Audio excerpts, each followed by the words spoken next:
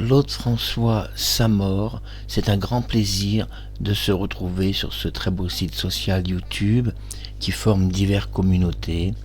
Et je remercie tous les gens qui ont suivi avec intérêt particulier cette série d'émissions consacrée à un thème quand même intéressant, la mort de Claude François, à la loupe, en profondeur, sans mensonge, c'est très important, que la vérité, et surtout regarder de très près tous ces témoins et l'histoire qu'ils nous racontent est-elle aussi réelle. Dans cette série d'émissions, après de nombreux épisodes, des personnes ont commencé petit à petit à se manifester, comme par exemple Marc Pili, qui m'a adressé un très beau courrier sur ma Gmail. Je précise que j'en ai eu plusieurs de Marc Pili et j'ai publié une seule lettre parce qu'il y a des choses confidentielles. Les gens m'écrivent un peu leur vie, parfois même privée, et je crois qu'on ne peut pas tout publier sur un site social. Mais Marc Pili me dit des choses intéressantes dans cette lettre qu'il m'a adressée sur la mort de Claude François, et j'ai publié tout un commentaire sur YouTube que je vous invite à découvrir dans la playlist Claude François sa mort, où vous aurez l'intégralité de nos émissions.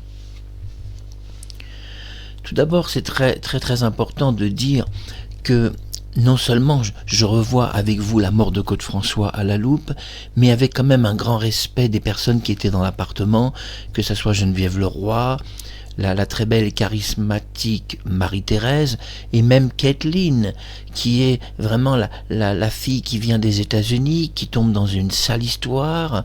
Elle se retrouve témoin de la mort de Claude François, mais elle avait d'autres choses à faire.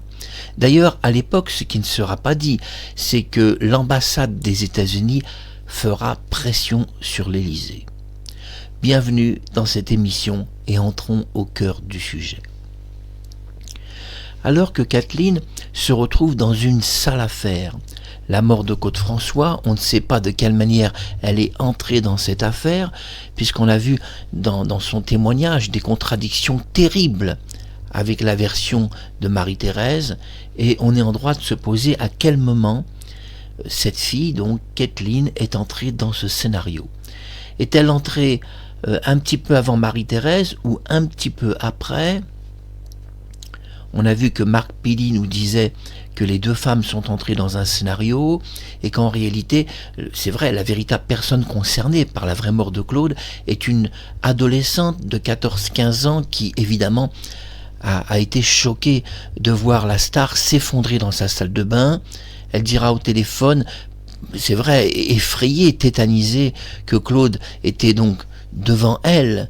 Il parlait dans la salle de bain quand il a soudainement glissé, on ne sait pas comment. On ne parle pas de savon. Elle pense plutôt à un malaise, c'est vrai, puisqu'elle a expliqué ça aussi dans d'autres confidences. Et donc nous savons qu'il y a eu un malaise de Claude, mais on ignore si c'est vraiment les médicaments ou tout simplement la fatigue, le stress ou d'autres choses.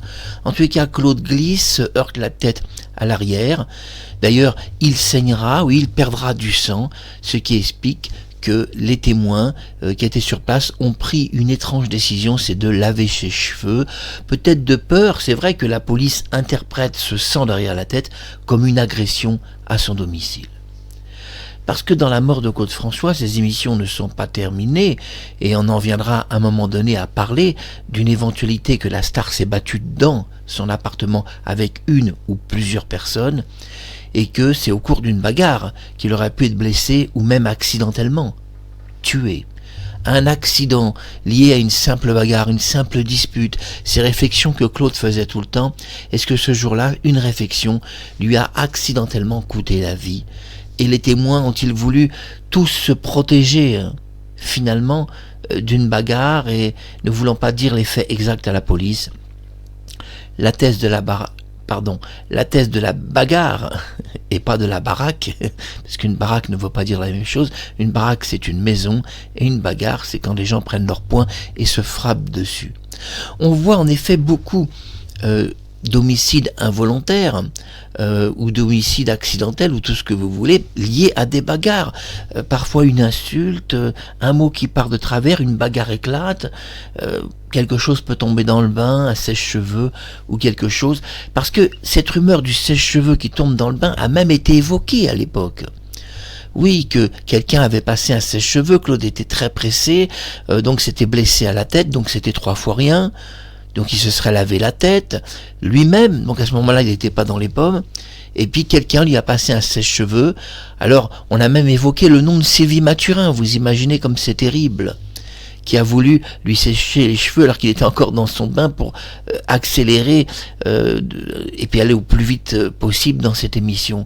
Et le sèche-cheveux aurait simplement glissé des mains, tombé des mains, Claude l'aurait rattrapé avec les mains, et malheureusement c'était trop tard, les 2 mains dans l'eau sur le sèche-cheveux, il aurait eu des doigts calcinés. Cette version a été évoquée dans Paris.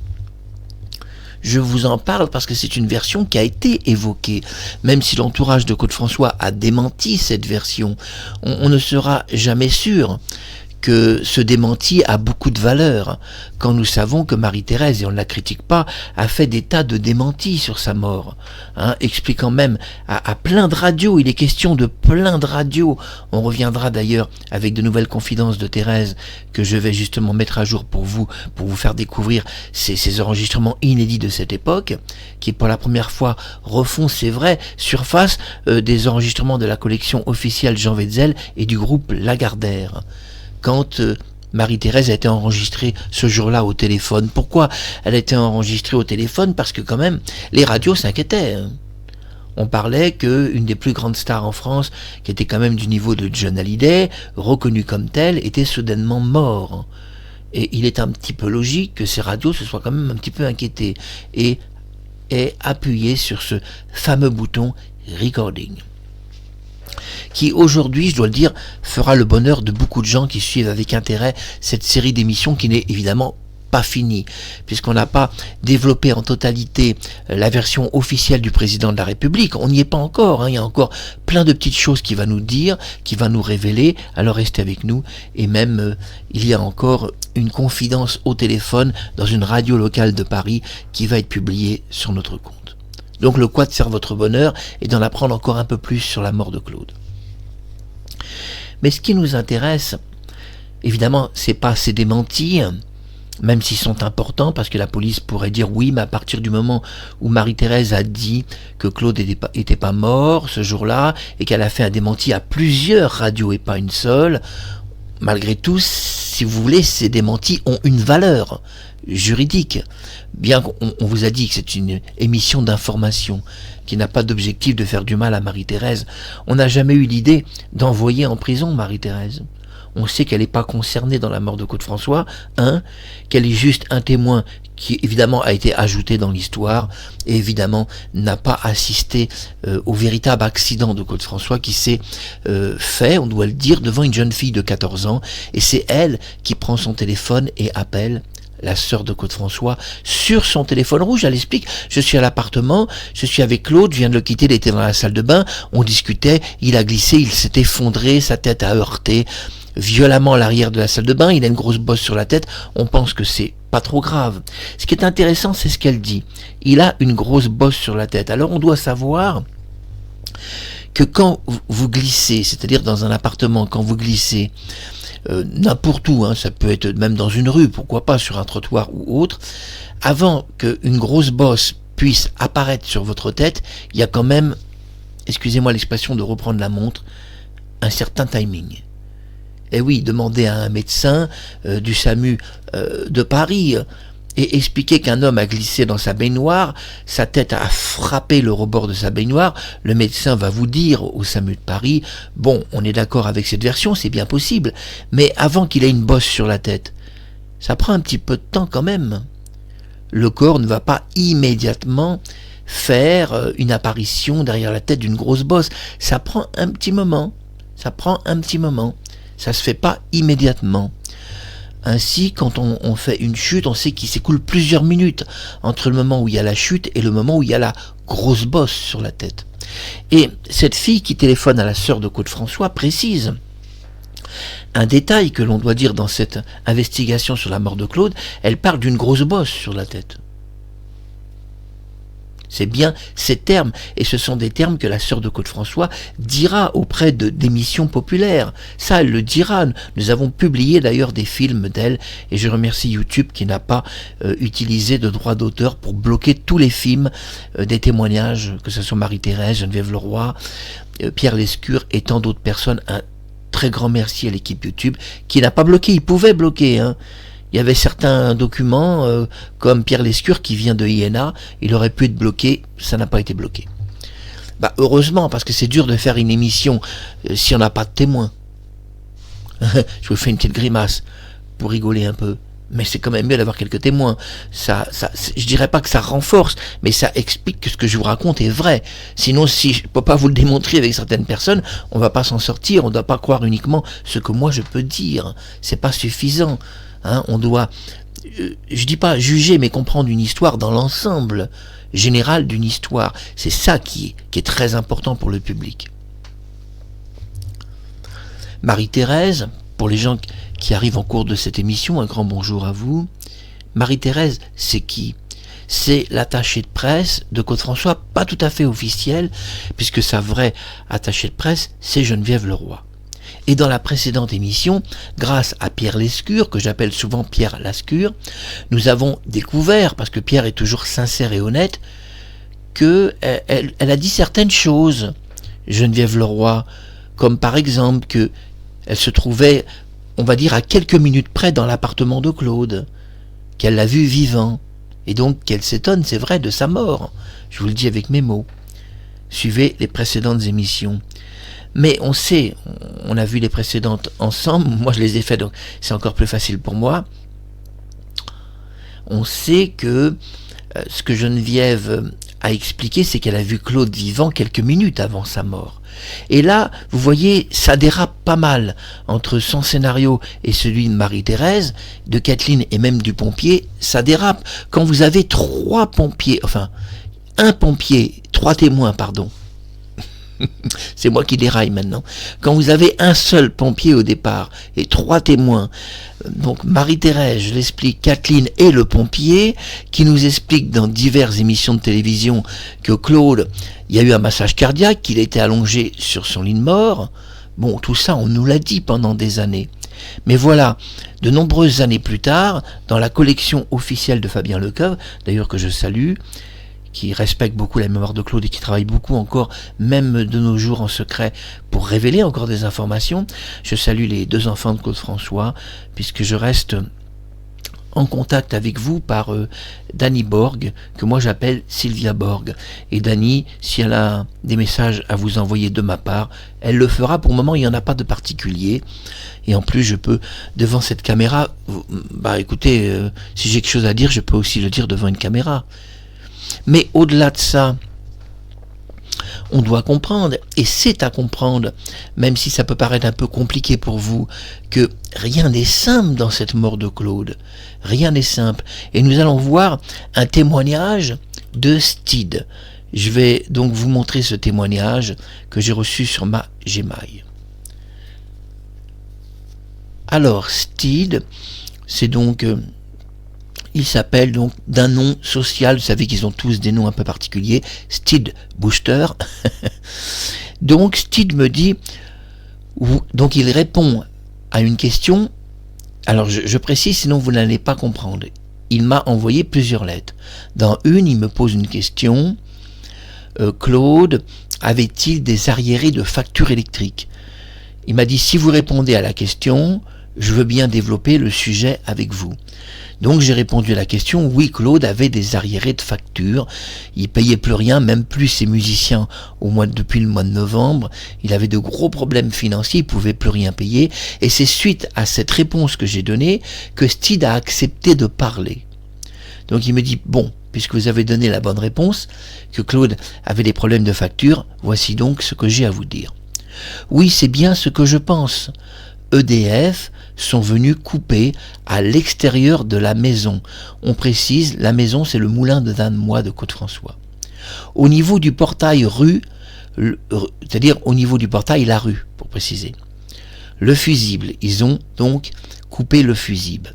C'est une pratique et le seul moyen pour que les gens payent leurs arriérés de facture. C'est une manœuvre très dangereuse car l'équipement d'isolation, donc vous avez besoin de gants, d'une isolation du sol. Alors l'isolation du sol se fait par un tapis, je le précise, donc des tapis épais, isolants et des chaussures particulières. À l'époque elles étaient noires, donc alors attendez, je reviens en arrière. À l'époque elles étaient noires. Voilà, je suis sur la deuxième ligne, je ne me trompe pas. Et oui, je ne vais pas me tromper avec vous. Donc grosses, c'était des chaussures grosses, très isolantes du sol, de la terre, et c'est pas du 220 volts. Il m'explique Steed, il m'explique que si c'est une électricité qui était dans la rue du moulin, ce n'est pas du 220 volts. Bien sûr, là on est sur de la haute tension en réalité. Et de plus, l'ampérage dépendait de la surface du moulin, donc un tableau très précis. Il explique: mon père était agent EDF, écoutez bien, et réparateur de postes et électronique. Je connais très bien, écoutez bien ce qu'il dit, je connais très bien, et avait même réparé le micro de la chanteuse Ginette Garcin. Il m'a raconté. Donc je pense que ce moulin avait du triphasé. Imaginez la puissance du voltage, c'est pas du 220 volts, du triphasé. Pour que les gens comprennent, il y a du monophasé qu'on retrouve dans les appartements. On sait que Claude a été retrouvé mort d'une électrocution dans son appartement sur un monophasé. Mais dans les rues, il existait dans les rues, c'est-à-dire rurales, il existait dès 1975 ce qu'on appelle 4 fils, qui sont utilisés par les groupes vraiment qui travaillent à EDF. C'est pas n'importe qui utilise ces 4 fils particuliers. D'ailleurs, actuellement, on en trouve 3 dans nos prises. Un fil de terre et 2 fils. Là, on vous parle de 4 fils qui sont donc triphasés.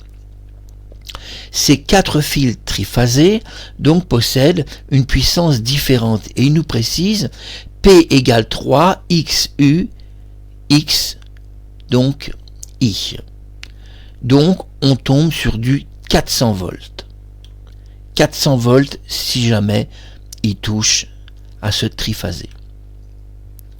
Il précise dans une autre lettre, c'est très important, que si Claude s'était électrocuté dans son moulin et que ça a été caché, non seulement il a été électrocuté sur du 400 volts en puissance, mais on sait que ça va beaucoup plus loin parce que, pourquoi? Parce qu'on sait que c'est de la ligne à haute tension et qu'on peut dire qu'au minimum c'est 400 volts, mais là on peut pas être sûr.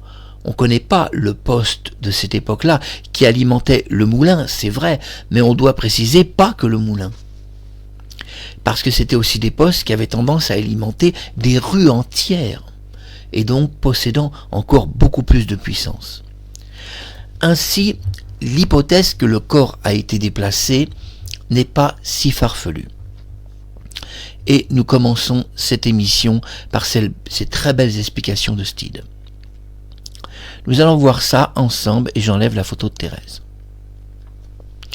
C'est Valéry Giscard d'Estaing, président de la République. C'est vrai, en 1978, d'ailleurs un bon président dont on a un très bon souvenir de lui et de sa femme Anémone, une fille vraiment très belle et très charismatique et très gentille. Le président nous dit dans la collection Wetzel, donc qui provient du chalet de Valdérian, où Jean vivait, c'est-à-dire le producteur de l'émission À bout portant, ami de grandes stars, ami de Simone Veil, ami de Jacques Chirac, de Bernadette Chirac, c'est pas n'importe qui cet homme, ami de Jean-Michel Couve, député maire. Jean Wetzel possédait une série d'enregistrements inédits du président de la République que je publie sur ma chaîne. Dans cette série inédite, nous découvrons, c'est vrai, très intéressant, les confidences que Valéry avait fait auprès du journal France Dimanche.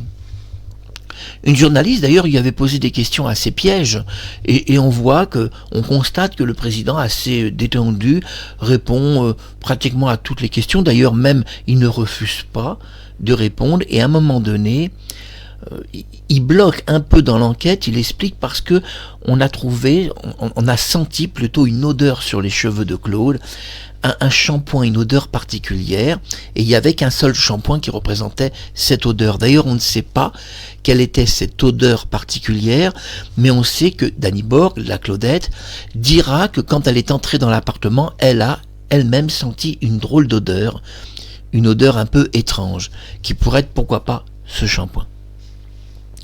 Claude avait une odeur sur la tête, on sait que ce jour-là, il n'a pas fait de shampoing, c'est quelqu'un qui lui a lavé la tête, parce qu'il y avait des traces de sang, on le sait, que la tête s'était ouverte, et donc, pour pas effrayer peut-être la police ou les secours, toute sa tête a été lavée par quelqu'un.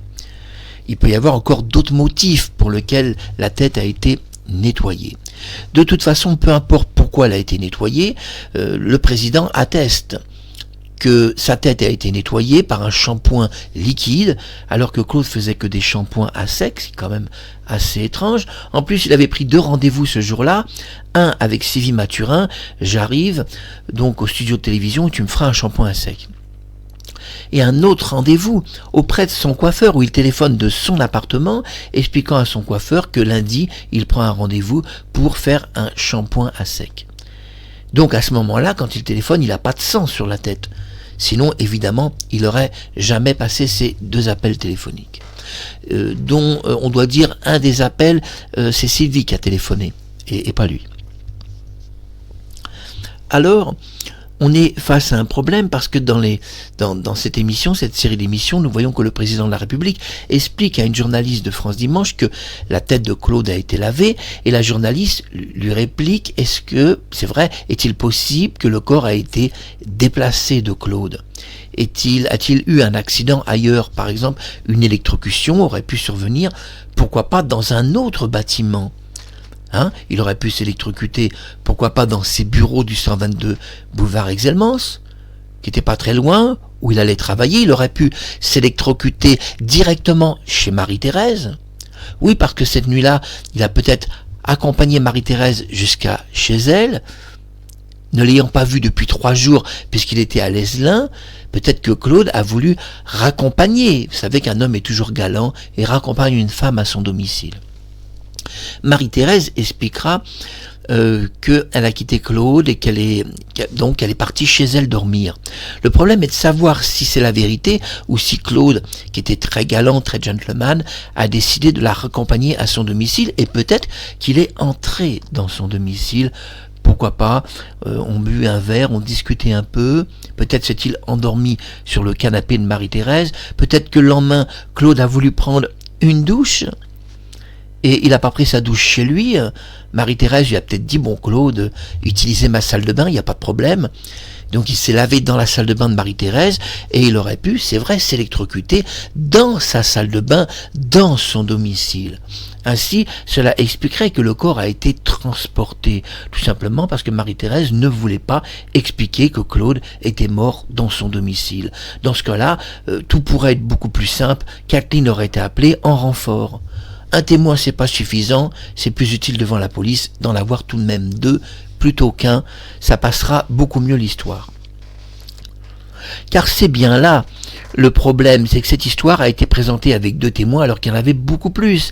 Il y avait une jeune fille de 14 ans qui a quitté les lieux, 2 autres jeunes filles aussi, et même Geneviève Leroy, sans compter peut-être aussi quelques autres personnes comme Gérard, qui va s'éclipser 50 ans de l'histoire et dont Nathalie, c'est-à-dire Nanty Cloclo, nous a révélé, donc je dis Nati, nous a révélé. Alors, elle avait un compte, il y avait marqué Nanty, si je ne me trompe pas, puis il a été changé, il s'est appelé Nati Cloclo. Bon bref, elle s'appelle Nathalie, et elle révèle cette interview inédite de Gérard où il était dans l'appartement. D'ailleurs, elle fait une très bonne réflexion et on doit la saluer. Elle dit: mais pourquoi Marie-Thérèse n'a jamais parlé de la présence d'un homme dans le domicile de Claude-François?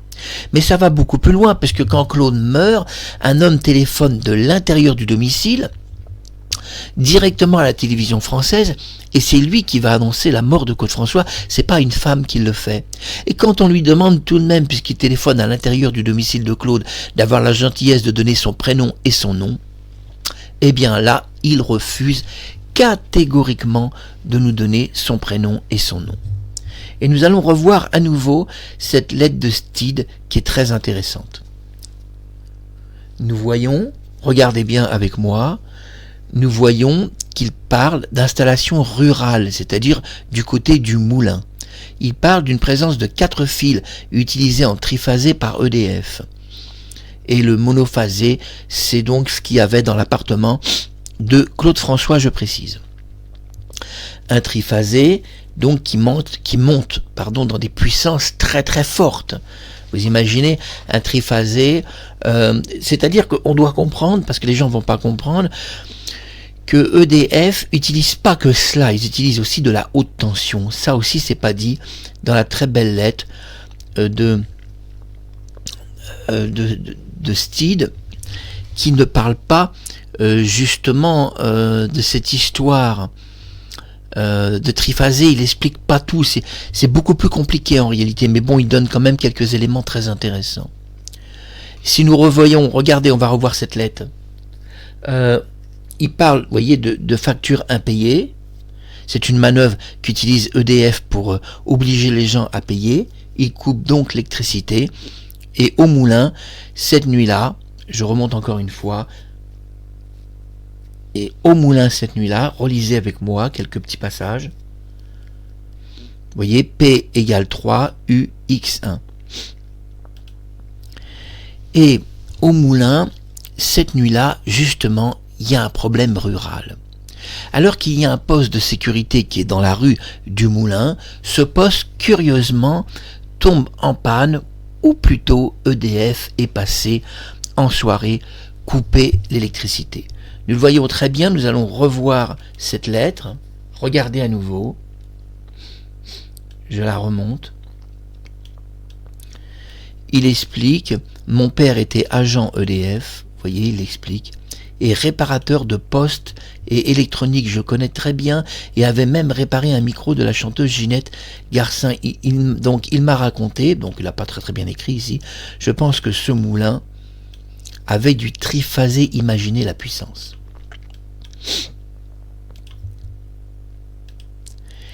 Et c'est ça le problème. Le problème est de savoir si Claude s'est effondré dans la rue de son moulin et a-t-il voulu rétablir lui-même l'électricité. Et c'est pas impossible que l'électrocution soit vraie, mais que le corps a été déplacé, comme Valéry Giscard d'Estaing le dit. Il explique, dans l'enquête, personne n'a trouvé d'empreinte, ni sur l'applique, ni sur les murs, ni sur la porte, ni sur la bouteille de shampoing.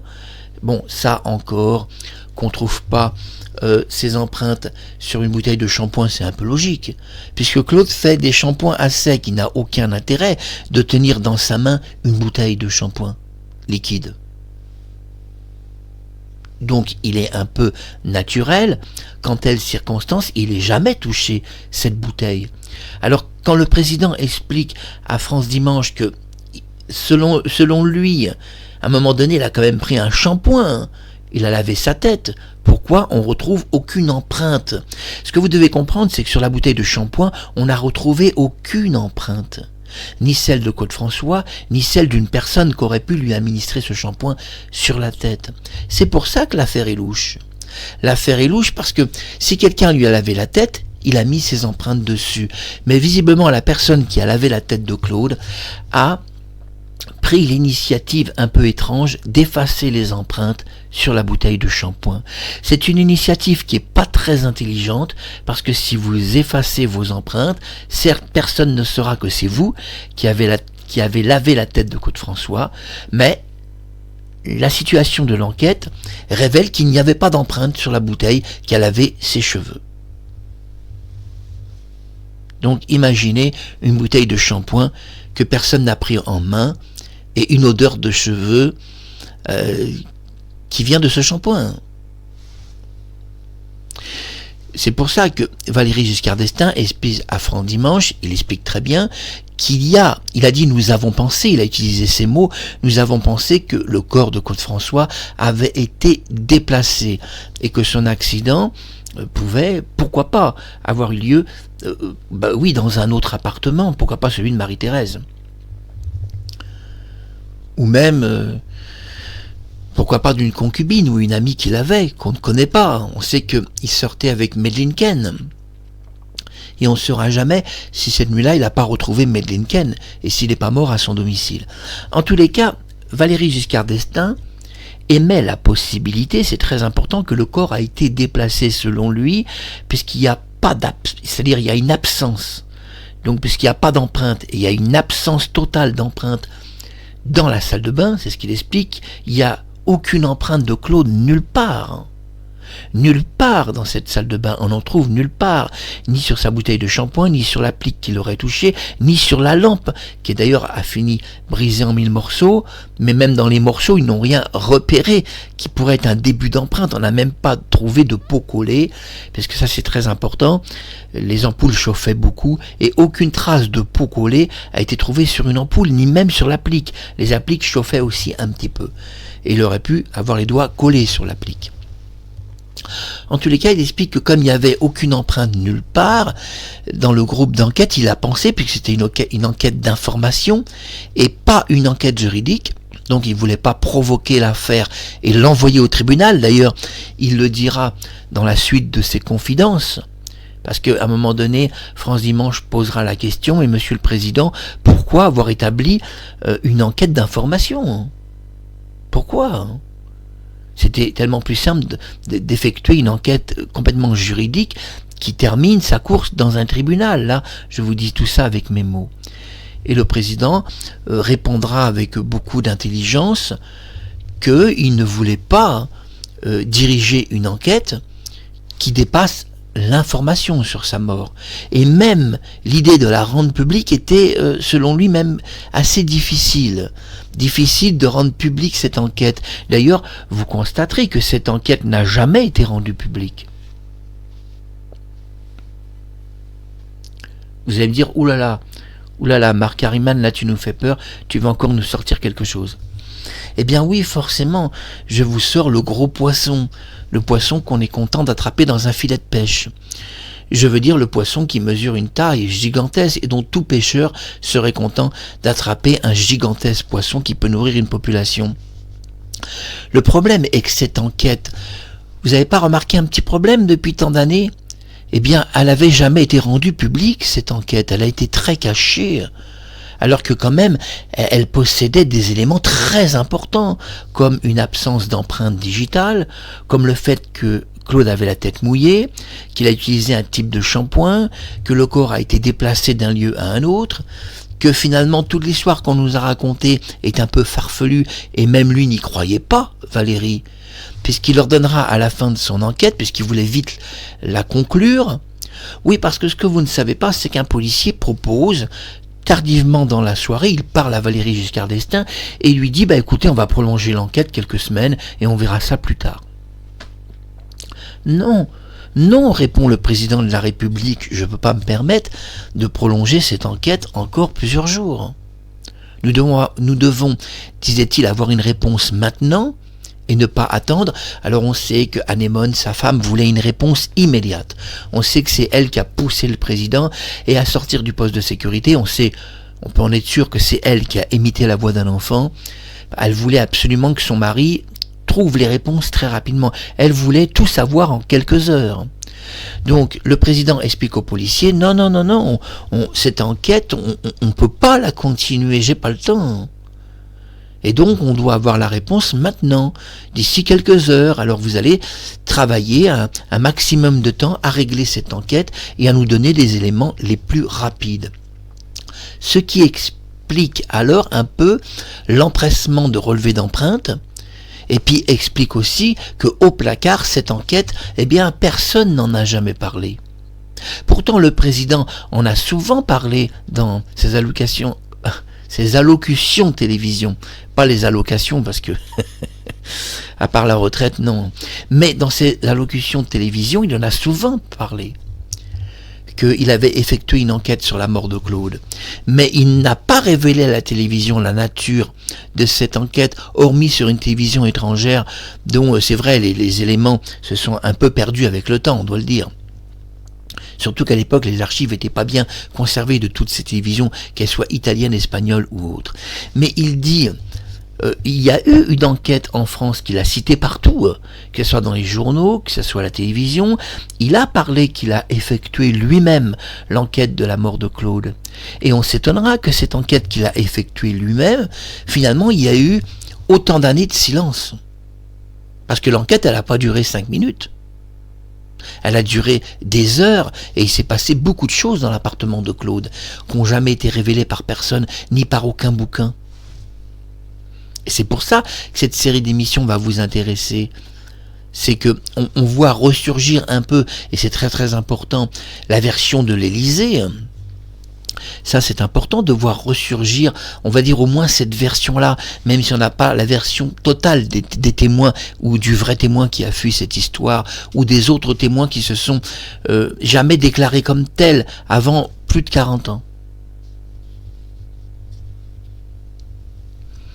Mais Valérie explique, et regardez les autres émissions, et y compris les documentaires audio publiés, il explique clairement que dans cette enquête, à un moment donné, il ne savait plus comment continuer cette enquête. Il avait en face de lui un policier, moi je vous révèle quelques informations secrètes, qui lui dit c'est pas grave, on va continuer l'enquête demain.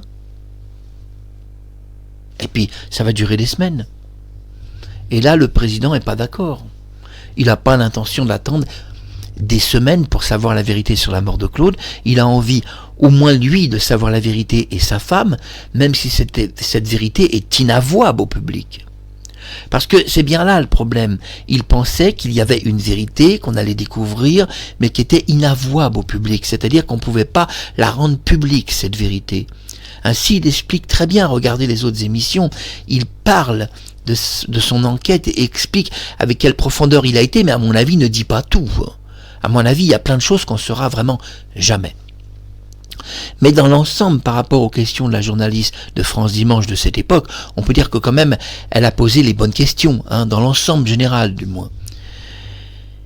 Et la question principale, Claude s'est-il électrocuté dans son appartement sur du monophasé de 220 volts, qui sur une ampoule de 45 watts, j'ai pas rigolé parce que je vais exploser de rire, risque pas de lui coûter la vie en 5 secondes, des doigts carbonisés. Sur un monophasé, comment voulez-vous que des doigts carbonisent sur un monophasé? Ça va être dur. D'ailleurs, Steed nous le dit, son père a travaillé à EDF. Et non. Ça, l'histoire, Steed m'a adressé d'autres courriers que je publierai plus tard, mais pas tout, parce qu'il y a des fois des choses un peu intimes. Il me dit des choses sur sa famille ou autre, et j'ai pas à tout vous dire. Mais il me dit dans un courrier, justement, c'est ça qui est important. C'est qu'on ne doit pas tout confondre. Le monophasé, vous l'avez vu, le triphasé, la haute tension n'est pas du tout la même que dans un appartement. Alors Steed me dit dans un autre courrier qu'il pense en réalité que Claude, cette nuit-là, a fait un petit voyage entre son appartement et son moulin, et qu'en fait, il serait donc décédé, pas immédiatement, de son électrocution qui a eu lieu dans la rue de son moulin. C'est là où il est tombé, raide mort. Voilà la version qu'il pense la plus vraie et qui explique un taux de carbonisation aussi élevé, évidemment, qu'un monophasé n'aurait pas pu faire. Pas en si peu de temps, à moins que l'électrocution ait duré de nombreuses minutes. 8, 10 ou 15 minutes. Mais pourquoi pense-t-on, que ce soit Valérie Giscard d'Estaing ou Steed, une personne qui suit nos émissions, dont son père quand même a travaillé à EDF, c'est pas rien, pourquoi beaucoup de gens pensent que le corps a été déplacé? Premièrement, c'est important de dire à tous ceux qui regardent cette émission que dans l'appartement de Claude, on a trouvé ses empreintes. Il y en avait à la cuisine, mais on sait qu'à la cuisine, curieusement, et on doit le dire, Kathleen a intégralement nettoyé la cuisine. Et on ne sait pas pourquoi elle a nettoyé la cuisine avant l'arrivée de la police. Elle a aussi nettoyé une partie de la salle de bain et on ne sait pas pourquoi. La seule chose qu'on peut penser, c'est que alors Claude peut-être, comme la jeune fille le dit, est tombé en arrière, a saigné de la tête et il a perdu du sang. Il ne se serait pas évanoui immédiatement. Il aurait marché un petit peu, aurait commencé à perdre du sang un peu dans la salle de bain. Et dans la cuisine, il s'est peut-être réfugié à la cuisine, a peut-être cherché des compresses à la cuisine ou des choses. Et donc, dans cette cuisine, il aurait perdu du sang dans cette cuisine à partir de sa tête. Et ainsi, on pourrait au moins expliquer que Kathleen, avant l'arrivée de la police, nettoie intégralement cet appartement. C'est elle qui a nettoyé cet appartement, c'est elle qui l'a fait. Et ça, on le sait à 100%. Mais pourquoi a-t-elle nettoyé un appartement avant l'arrivée de la police et d'une enquête quand même? Puisque forcément, s'il y a électrocution, il y a toujours une enquête de police. C'est systématique. Donc c'est un peu délicat de prendre une éponge, de l'eau de Javel et commencer à tout nettoyer. Délicat comme histoire. Et puis ça pue, hein, les produits détergents. Ça sent fort.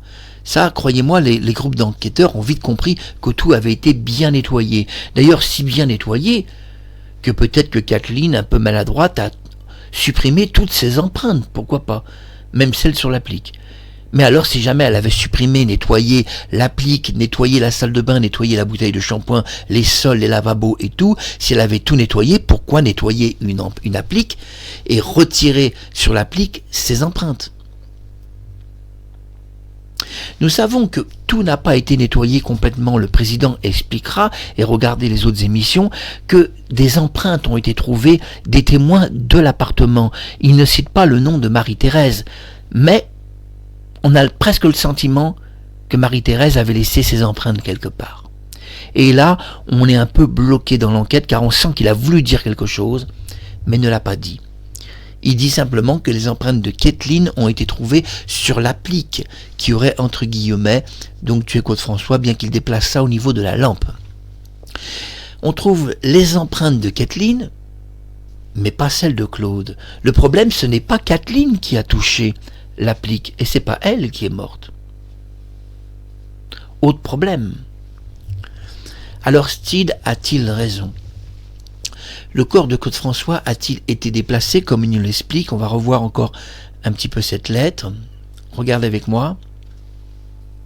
Je vous la relis un peu. Donc, j'avais répondu à cette lettre que oui, Claude avait des arriérés, des factures à payer. Oui, c'est bien ce que je pense. EDF sont venus couper à l'extérieur de la maison, niveau portail, la rue du Moulin. Le fusible, c'est une pratique et le seul moyen pour que les gens payent leurs arriérés de factures électriques, je le précise. C'est une manœuvre très dangereuse car l'équipement d'isolation c'est-à-dire il est très différent, si vous voulez, d'un monophasé. Donc pour s'isoler et ne pas s'être électrocuté, vous avez besoin de beaucoup de choses, d'un tapis sur le sol. En plus, vous devez être debout sur ce tapis, il m'a dit dans une autre lettre, avec des grosses chaussures, et vous avez des gants spéciaux à utiliser, et surtout, il y a quelque chose que je ne vous ai pas révélé, et que je vous révèle maintenant. Dans une autre lettre, Steed m'explique que Claude, s'il avait touché à ce poste de secours pour remettre l'électricité dans son moulin, il serait mort quoi qu'il arrive. Il n'aurait pas pu échapper à une électrocution, parce que pour remettre l'électricité dans ce moulin, il avait besoin d'une pince spéciale. Cette pince qu'utilise EDF. Et s'il n'avait pas cette pince, s'il n'avait pas le tapis et des chaussures particulières, s'il n'avait pas tout cet équipement avec des gants particuliers, eh bien, tout passait à travers. Il explique même dans une autre lettre qu'une simple étincelle qu'aurait pu jaillir de ce poste de sécurité aurait pu le foudroyer sur place et serait passé à travers de son équipement, même s'il avait été très isolé. Oui, ça serait quand même passé s'il n'avait pas cette pince spéciale, donc qui est une pince utilisée par EDF. Ainsi, d'avoir un tapis, des chaussures, quand on vous explique que tout ça vous isole, c'est pas si vrai que vous êtes isolé par tout cela. Pas en tous les cas sur de la haute tension électrique. EDF utilise des pinces spéciaux et on ne peut pas être isolé même si vous êtes entièrement protégé et même si vous utilisez un tapis de sécurité et même des chaussures de sécurité, des gants de sécurité, c'est pas suffisant. Une simple étincelle qui pourrait jaillir dans votre visage pourrait vous coller au poste de secours et vous tuer. Ainsi, Steed pense que la vraie histoire est un peu entre les mains de Valéry Giscard d'Estaing. Quand Valérie explique que le corps a été transféré, pas transpéré, parce que transpérer ça veut rien dire, le corps de Claude François a été transféré entre le moulin et l'appartement, donc le corps a été transféré entre un lieu où il s'est électrocuté en triphasé sur 4 fils EDF, d'ailleurs qu'on trouve même pas dans son appartement, puisque dans son appartement on trouve que 3 fils de nos jours. Et de cette électrocution en triphasé sur de la haute tension, le corps a été transféré jusqu'à son appartement où on a découvert des doigts carbonisés sur un monophasé qui est impossible. Ou même Steed le reconnaît. Il le reconnaît qu'une telle électrocution des doigts carbonisés sur un monophasé, il explique que son père a travaillé à EDF. Ça tient pas la route. Et c'est vrai qu'à l'époque, EDF qui avait été interviewé rapidement sur la question, avait dit la même chose. Si vraiment Claude s'est électrocuté, on avait à l'époque, c'est-à-dire dans cet immeuble du 46 boulevard Exelmans, on possédait ce qu'on appelait un disjoncteur général qui existait que pour les groupes possédant de multiples habitations en copropriété. Claude ne vivait pas en propriété unique, il était en copropriété d'habitation, il avait des voisins au 46 boulevard Exelmans, et oui, tout l'immeuble n'était pas à lui. Et donc, le compteur était à l'époque mis sur un général qui pouvait disjoncter. Le disjoncteur existait que dans certains types d'appartements, dont justement EDF fera la remarque. On est étonné que Claude s'est électrocuté au 46 boulevard Exelmans, où nous disposons à cette époque-là d'un compteur un peu particulier, qui aurait dû tout de même disjoncter. Et il ne serait pas mort du tout. EDF va contester, en fait, quelques mois après la mort de Claude, qu'il est mort comme ça. Ils vont surtout contester que cette mort s'est produite dans son appartement. EDF dira même qu'il ne voit pas comment le compteur général n'aurait pas disjoncté. Il ne voit pas comment. C'est quand même très très sensible, explique-t-il, et le général de toute façon aurait disjoncté. Alors vous allez me dire pourquoi. Eh bien tout d'abord, les témoins ont décrit une ampoule qui clignotait, premièrement. Et ça a été dit, y compris par la presse et les journalistes. Du moment qu'une ampoule clignote, les deux fils se touchent. Si les deux fils se touchent, forcément le signal est envoyé au compteur général qui à l'époque existait au 46 boulevard Exelmans. Ce compteur va par sécurité disjoncter dès la première onde électrique qui est anormale. Ça disjoncte immédiatement. Ainsi, EDF qui avait été interviewé à cette époque-là, on sait que c'était une petite interview de rien du tout. D'ailleurs, ils n'ont pas ébruité cette interview, elle n'a pas fini en plein national, c'est-à-dire en pleines émissions de télévision. Ça, on ne parle pas de cela. Mais ils avaient dit, on a un compteur général au 46 boulevard Exelmans, il devait disjoncter, on ne voit pas comment. Il n'a pas disjoncté. EDF ne voyait pas comment. Il aurait dû disjoncter. Ce compteur était rattaché à l'appartement de Claude et à tous les autres appartements en généraux, c'est-à-dire une sécurité générale de tout le bâtiment pour éviter le feu et les incendies. On sait qu'à cette époque-là, si deux fils se touchent, ça peut déclencher un incendie dans tout l'immeuble. Et avec le gaz, vous allez dire comment ça, Marc Harriman, le gaz? De quoi tu nous parles là? Ah bon, il y a du gaz aussi? Eh oui. Dans ces immeubles-là, c'était des immeubles qui avaient le gaz. Eh oui, Claude, lui, utilisait donc les fours électriques, mais les gens avaient des bouteilles de gaz et du gaz. Et ainsi, EDF avait des installations de sécurité à cette époque-là, pour éviter que tout explose. Ainsi, quand on nous présente cette histoire que Claude a touché cette applique alors qu'elle était défectueuse et que deux fils se touchaient, parce qu'à un moment donné, forcément, il y a deux fils qui se sont touchés, mais même si ces fils ne se sont pas touchés, et que c'est lui qui les a touchés, en mettant ses mains derrière l'applique, comme expliquera finalement le Quai d'Orsay, eh bien, on en revient au point de départ. C'est qu'à partir du moment où il touche les deux fils, il va polariser les deux contacts et automatiquement disjoncter le général. Et oui, le compteur n'existait pas, le compteur ne pouvait pas disjoncter d'une façon individuelle. Personne avait à cette époque-là de compteur individuel, peut-être des très très riches américains, puisque eux, ils ont toujours tout 10 ans avant. Mais EDF ne comprenait pas la mort de Claude. Et à cette époque-là, ils ont expliqué, on ne comprend pas comment le général, il n'a pas disjoncté. Comment la sécurité générale, elle n'a pas interprété ces deux polarités que Claude a touchées à un moment donné. Parce que pour mourir, il a touché les deux polarités. Et donc, si le général avait disjoncté, tout l'immeuble se serait plaint d'une coupure d'électricité. Et surtout, Kathleen et Marie-Thérèse n'auraient pas eu besoin d'aller éteindre le compteur électrique. Parce que, à un moment donné, une des deux personnes va éteindre le compteur électrique, prouvant que le disjoncteur général n'a pas fonctionné ce jour-là, ce qui reste impossible selon EDF. Impossible. Il y a quelque chose qui ne va pas. Évidemment, quand les gens ont inventé cette mort de Claude-François, ils ignoraient que EDF utilisait déjà des compteurs particuliers d'une façon générale pour tout l'immeuble. Eux pensaient que ça allait très bien passer, cette histoire. Ils ne sont pas électriciens, ils n'y connaissent rien.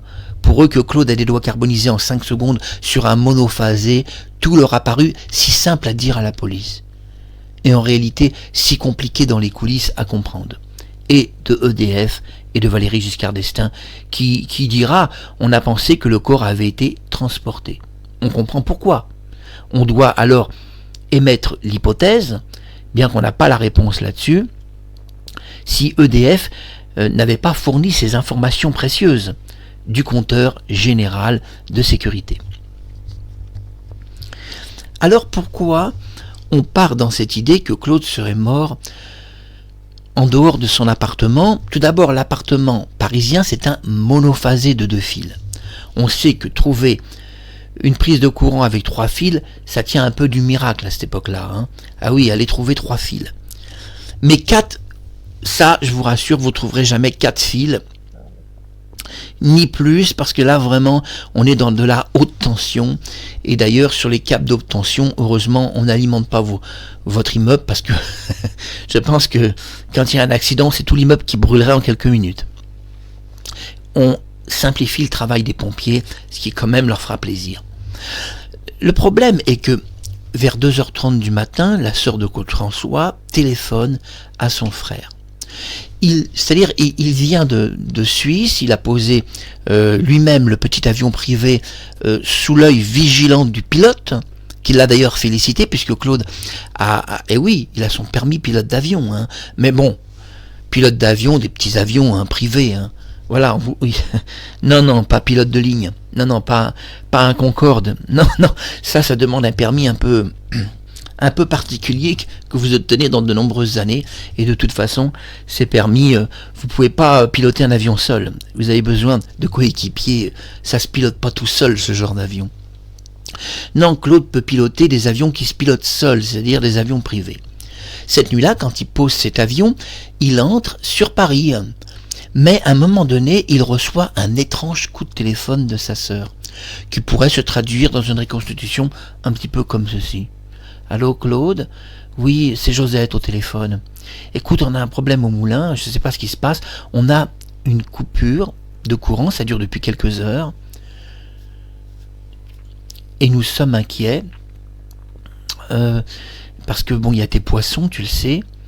Et sans courant, ils risquent évidemment de mourir puisqu'ils ont besoin d'oxygène.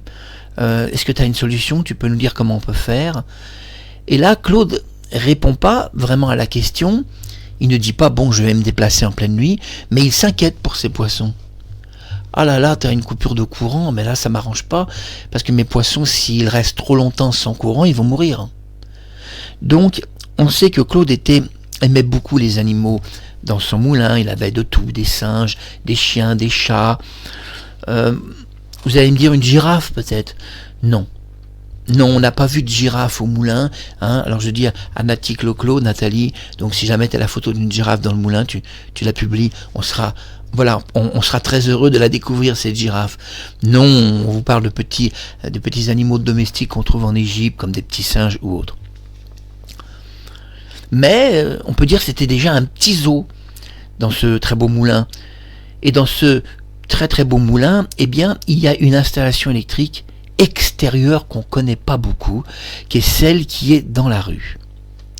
Et là, le problème de cette installation, à l'époque où on vous parle, c'est que c'est une installation de haute tension. Et que pour remettre l'électricité, il y a danger. Et s'il n'est pas électricien professionnel, il ne pourra pas le faire. Alors on sait que Claude avait de grandes connaissances électriques en réalité, et qu'il était en mesure pratiquement lui-même de remettre cette électricité. Mais il est évident, au vu de ce que explique Stede, qu'il ne connaissait pas tout de l'électricité, en tous les cas pas comme les professionnels. Donc il y a une possibilité, c'est vrai comme Valérie l'explique, que Claude ne s'est pas électrocuté dans son appartement du 46 boulevard Exelmans, qui est en monophasé, mais se soit plutôt électrocuté sur un triphasé dans une rue, dans le poste de sécurité de la rue de l'époque, qui alimentait la haute tension pour tout le quartier, dont son moulin, et dont l'ampérage est beaucoup plus puissant. On vous parle d'un ampérage qui monte énormément. On pourrait vous dire, si je vous disais 60 ampères, vous pourriez le croire. Bon, c'est ça que je veux vous dire, un fort ampérage. Mais voilà, si Claude cette nuit-là a voulu remettre l'électricité parce qu'il n'a pas payé une facture, comme je l'ai expliqué, et que EDF en réalité avait coupé l'électricité en soirée. Vous savez qu'il travaille à cette époque-là encore, on sait que vers 18-19 heures il travaille encore, et c'est pas rare qu'il coupe justement un week-end. C'est toujours le week-end qu'ils viennent couper. Et on sait qu'à cette époque-là, il travaille, et on sait que les coupures ont lieu jusqu'au samedi soir. Et oui, à cette époque-là, on travaillait à EDF jusqu'au samedi soir pour les coupures électriques. On ne vous parle pas des factures, tout ça. Claude, quand il a sa sœur au téléphone qui lui explique qu'elle n'a plus de courant dans le moulin et que ses poissons, c'est vrai, risquent de mourir, ils ont besoin d'électricité, a-t-il eu la mauvaise idée de vouloir une fois de plus s'occuper tout seul comme il a toujours voulu le faire? Ainsi, Marie-Thérèse dit la vérité. Elle a repris donc sa voiture qu'elle avait utilisée pour déposer Claude, est partie dormir à son domicile. Kathleen est partie dormir chez une amie. Claude était tout seul dans son appartement. Il a attendu que Sylvie Mathurin parte. Et puis, il s'est levé en colère. Il a pensé que ces petits poissons allaient mourir pendant qu'il allait dormir cette nuit-là. Il a pensé ça, je vais m'endormir, je vais me réveiller, on va me dire qu'ils sont morts. Bon, je m'y connais en électricité, j'y vais, allez, je fais 50 km, j'y vais. Et à ce moment-là, quand tout le monde est parti et qu'il était seul dans l'appartement, il a alors pris son véhicule et en pleine nuit, Claude a fait une 50aine de kilomètres pour rejoindre son moulin. Ne voulant pas réveiller en pleine nuit sa sœur et sa mère, ne voulant pas leur dire qu'il est venu lui-même réparer, parce que c'est interdit par la loi, il n'a pas le droit de le faire. C'est une violation de la loi, il n'a pas le droit de remettre l'électricité, même si EDF a coupé, vous n'avez pas le droit de le faire vous-même. Donc il n'a pas voulu réveiller les gens en pleine nuit. Ainsi, en pleine nuit, il aurait agi entre, on va dire, 3h30 du matin et maximum 4h45, on pense même pas 5h, 4h45. Il aurait alors quand même réussi à remettre l'électricité, puisque sa sœur expliquera que l'électricité est revenue, soudainement, dans la nuit, l'électricité est revenue. Et si cette électricité est revenue, c'est peut-être pas par hasard. Il y a peut-être bien quelqu'un derrière qui a fait ce miracle. Ça pourrait bien être Claude qui a sauvé ses poissons cette nuit-là. Rassuré, il a sauvé ses poissons, toutefois, voilà. Malgré qu'il s'y connaît très très bien, on sait que Claude avait de grandes notions électriques puisqu'il s'occupait de tout son matériel de scène, le matériel de scène et de tous les câbles électriques, il s'y connaissait très bien. D'ailleurs, John Hallyday dira le 11 mars qu'il ne croit pas trop à la version officielle. Claude connaissait bien l'électricité, qu'on a un peu du mal à croire que tout nu, il ait fait une telle connerie. Non, en réalité, il n'était pas tout nu dans un bain. Il était tout habillé devant un poste de sécurité à essayer de changer la réalité d'une facture impayée d'EDF. Il va alors remettre cette électricité, excusez-moi, je parle très vite, il va alors remettre cette électricité au péril de sa vie. Et il n'est pas impossible, puisqu'on n'a retrouvé aucune empreinte dans son domicile, et que l'électrocution est quand même très profonde des doigts. C'est des doigts carbonisés. Il est alors possible, puisque le président lui dit lui-même que Claude son corps aurait peut-être été transporté, il est possible que cette nuit-là, il poussera un cri dans cette rue, un cri assez violent, et oui, puisqu'on sait qu'il a poussé un cri, et que ce cri a été entendu par quelqu'un, et pourquoi pas Kathleen, qui en pleine nuit l'aurait suivi jusqu'au moulin. Et l'histoire pourrait être tout autre. Elle aurait donc assisté à son électrocution, mais pas dans le même lieu d'habitation. Claude aurait alors utilisé malgré tout une paire de chaussures complètement sécurisées, des gants sécurisés. Il croyait que c'était suffisant. Malheureusement, comme le dit Steed, une simple petite étincelle peut vous coller directement sur cette haute tension et vous tuer. Ainsi, ses doigts auraient pu se coller, ne serait-ce que par une étincelle qu'aurait pu attirer son corps. Ainsi, on comprendrait le témoignage de Kathleen, que Claude aurait été comme aspiré sur un système, oui, de haute tension, on est d'accord, mais pas sur un monophasé. Et non, parce que sur un monophasé, en 5 secondes, les doigts carbonisent pas, c'est impossible. J'ai fait des reconstitutions, on peut pas, et j'en ai même parlé à des électriciens professionnels. Non, ça on peut pas. Si vraiment sur un monophasé il s'est électrocuté, c'est plusieurs minutes qu'il est resté collé avant que ça carbonise. Ça carbonise pas comme ça des doigts.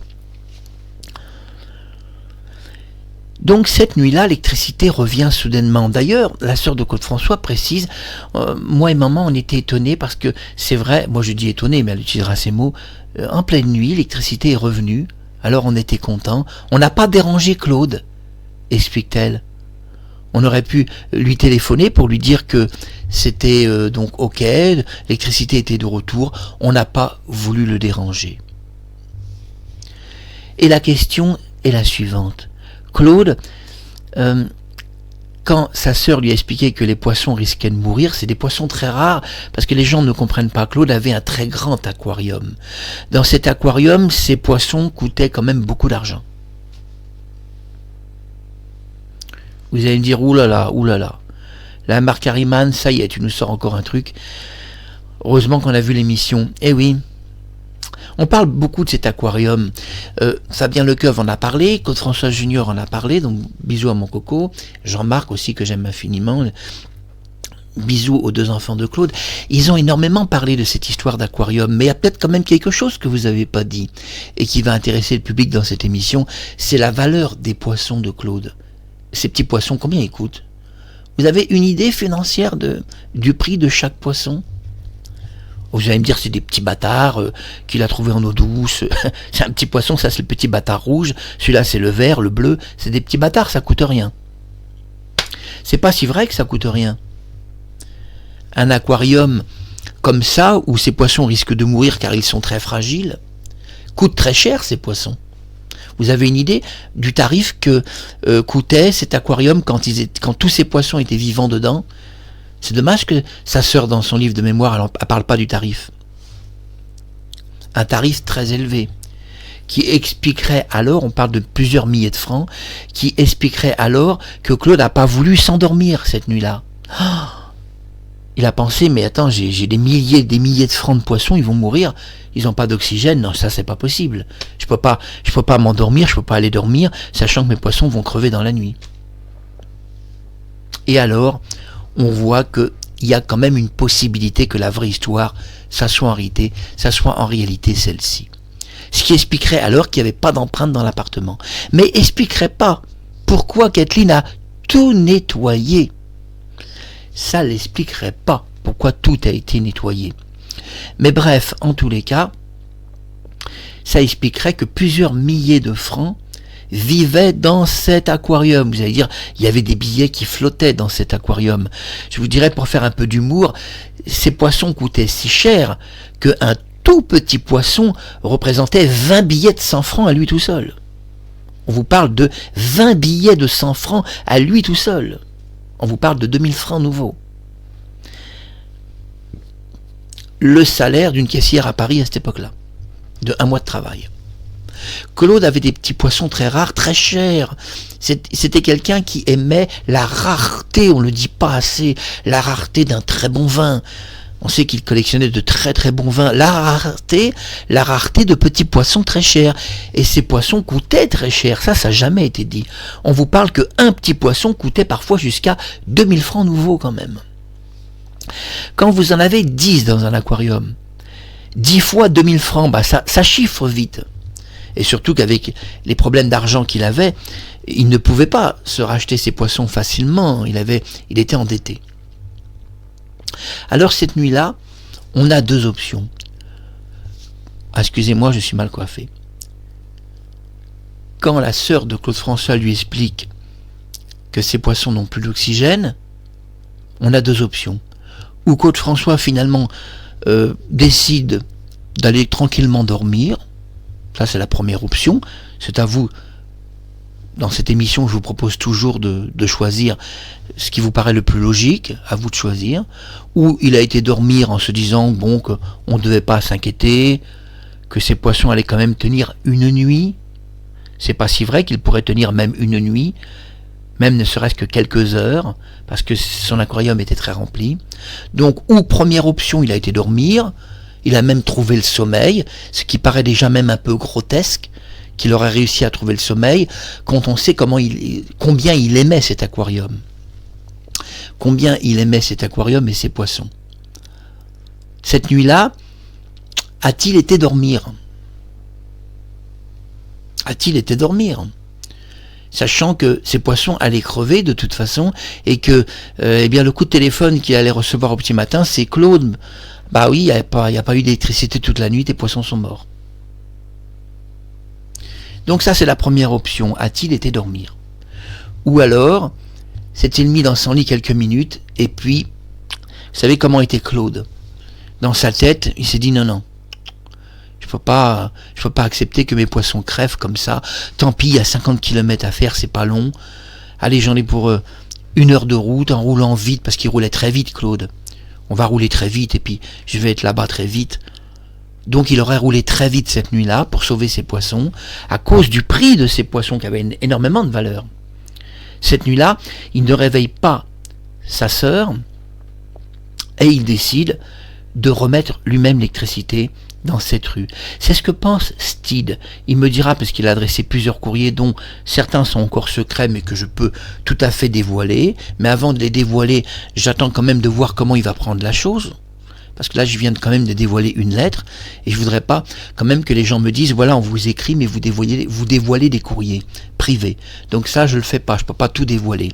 Mais Steed pense que Claude s'est électrocuté dans cette rue-là, et c'est ça la vraie histoire. Ainsi, il a remis l'électricité pour sauver la vie de ses poissons, et alors il n'aurait pas forcément pris une décharge des plus violentes. Il aurait été blessé, pas forcément tué sur le moment, mais blessé, peut-être assez gravement, mais peut-être pas au point de mourir.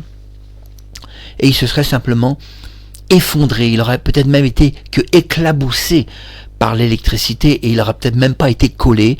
Mais bon, l'éclaboussure qu'il aurait pu recevoir, les injections qu'il aurait pu recevoir électriques, représentaient quand même de la haute tension, et ses doigts auraient pu être carbonisés, ne serait-ce que d'approcher l'étincelle.